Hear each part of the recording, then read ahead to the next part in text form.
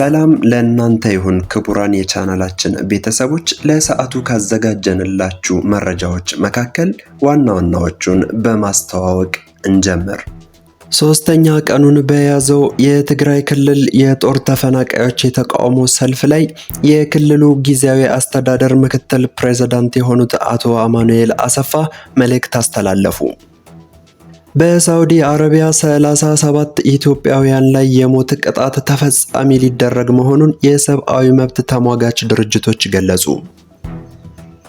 ውድ ቤተሰቦቻችን፣ ለዚህ ቻናል አዲስ ከሆናችሁ ላይክ፣ ሼር እና ሰብስክራይብ በማድረግ እንድትጀምሩ በአክብሮት እንጠይቃችኋለን። እንዲሁም አዳዲስ መረጃዎች እንደተለቀቁ ይደርሷችሁ ዘንድ የደውል ምልክቷን መጫናችሁንም አትዘንጉ። በቀጥታ ወደ ዝርዝሮቹ አለፍን፣ አብረን እንከታተለው። ሶስተኛ ቀኑን የያዘው በትግራይ የጦርነት ተፈናቃዮች የተቃውሞ ሰልፍ። የኢትዮጵያ ጠቅላይ ሚኒስትር ዶክተር አብይ አህመድ በትግራይ ያሉ የጦር ተፈናቃዮችን ለመመለስ መንግስታቸው ዝግጁ መሆኑን ገለጹ።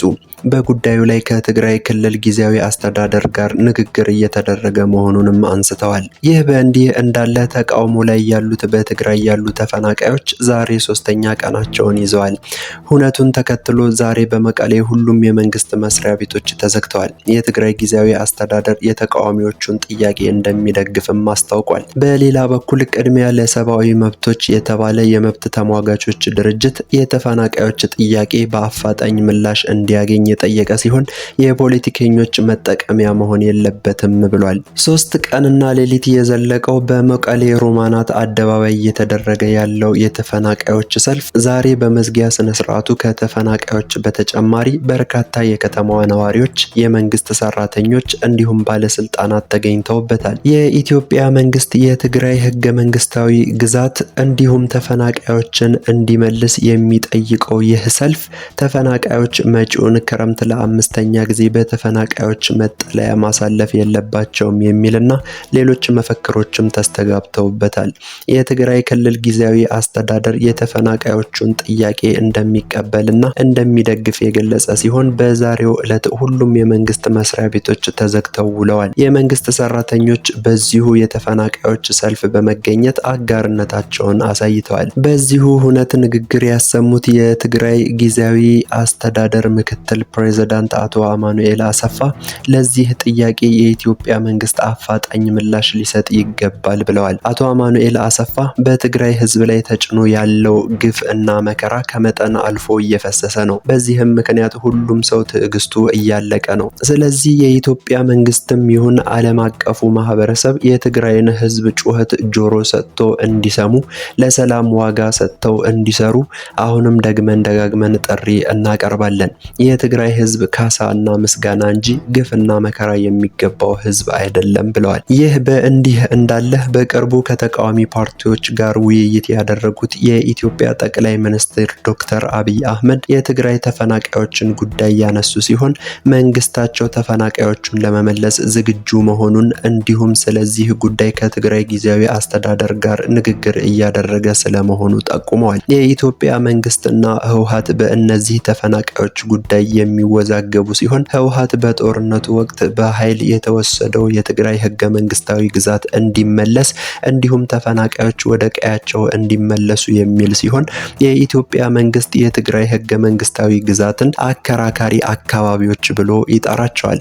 ተፈናቃዮችን ግን ለመመለስ ዝግጁ መሆኑን ሲገልጽ ቆይቷል። ይህ በእንዲህ እንዳለ ይህንን ጉዳይ በተመለከተ መግለጫ ያሰራጨው ቅድሚያ ለሰብአዊ መብቶች የተባለ የመብት ተሟጋቾች ድርጅት የተፈናቃዮች ጥያቄ ንጹህ የመኖርና አለመኖር ጥያቄ ነው ያለ ሲሆን ሁሉም አካላት ተፈናቃዮቹ እንዲመለሱ ጫና እንዲፈጥሩ፣ ፖለቲከኞች ግን ይህንን የተፈናቃዮች ጥያቄ ለጥቅማቸው ከመዋል እንዲቆጠቡ ጥሪ አቅርቧል። ዛሬ በመቀሌ በነበረው ሁነት ንግግር ያሰሙት የትግራይ ክልል ጊዜያዊ አስተዳደር ምክትል ፕሬዝዳንት የሆኑት አቶ አማኑኤል አሰፋ የትግራይ ህዝብ ጥቅሞችን በሰላማዊ መንገድ ለማረጋገጥ ሁሉንም አይነት ጥረት እናደርጋለን ስንል በሰላማዊ መንገድ ካልተፈታ የትግራይ ክብርና ሉዓላዊነት ተደፍሮና ተወሮ ይቀራል ማለት አይደለም ሲሉ ገልጸዋል። ትላንትና ማታ በመንግስታዊ ቴሌቪዥን ጣቢያዎች የተሰራጨው ጠቅላይ ሚኒስትሩ በትግራይ ህገ መንግስታዊ ጥሰት ቢኖርም ውጊያ ብናስቀር ይሻላል ብለን እያለፍን ነው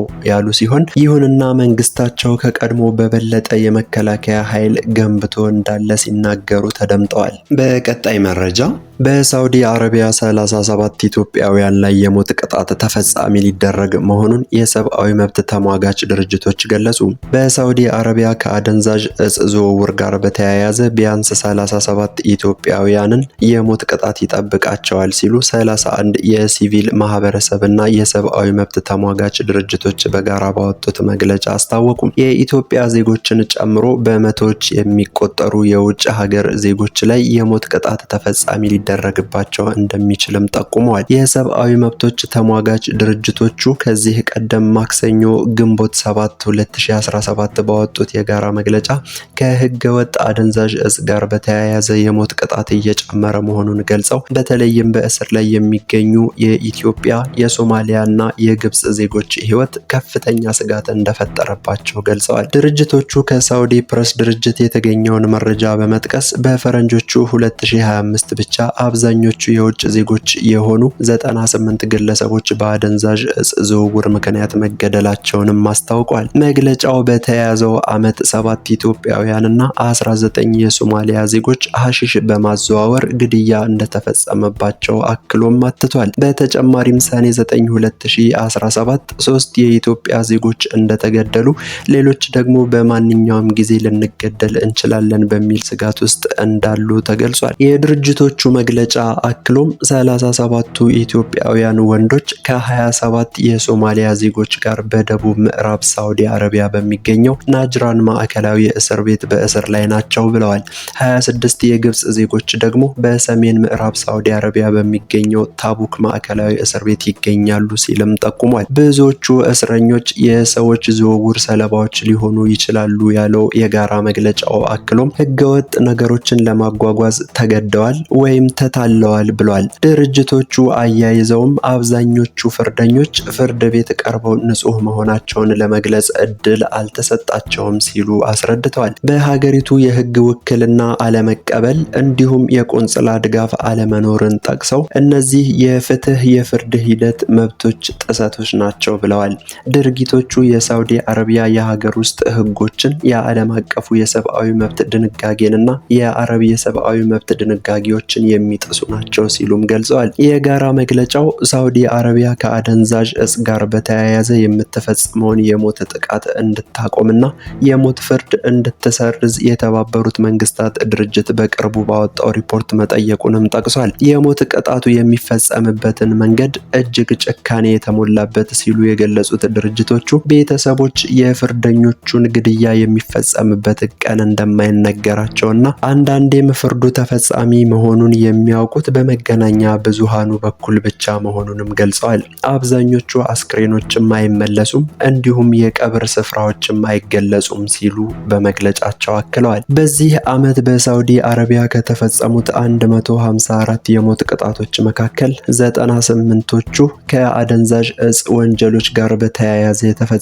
ሲሆን ከእነዚህ ውስጥ 69 የሚሆኑ ሰዎች የውጭ ዜጎች መሆናቸውን ድርጅቶቹ በመግለጫቸው አስረድተዋል። ድርጅቶቹ የሳውዲ መንግስት በዓለም አቀፍ ሕግ መሰረት በጣም ከባድ ወንጀል ከሚባሉ ወንጀሎች ጋር የማይጣጣሙ የሞት ቅጣቶችን እንዲቀንስ፣ የሞት ቅጣት ላይ ይፋዊ እገዳ እንዲያስቀምጥና ሆን ተብሎ ግድያን በማይመለከቱ ወንጀሎች ላይ የሞት ቅጣት የሚፈቅድ የሀገር ውስጥ ሕግን እንዲያሻሽል አሳስበዋል። በቅርቡ በሳውዲ አረቢያ የሞት ፍርድ ተፈርዶባቸው በናጅራን እስር ቤት የሚገኙ ኢትዮጵያውያን ስጋት ውስጥ መሆናቸውን ቢቢሲ ዘግቧል። በእስር ቤቱ የሞት ቅጣት የተፈጸመባቸውን ጨምሮ 47 ኢትዮጵያውያን ላይ የሞት ፍርድ እንደተወሰነባቸው ያመላከተው ዘገባው የፍርደኞቹ ቤተሰቦች መንግስት ጣልቃ ገብቶ እንዲታደጋቸው መጠየቃቸውን ገልጿል ሲል አዲስ ስታንዳርድ በገጹ ላይ አስነብቧል።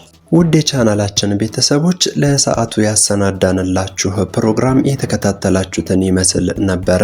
ከሰዓታት በኋላ በሌላ መረጃዎች ደግመን እስክንገናኝ ቸር ያሰማን።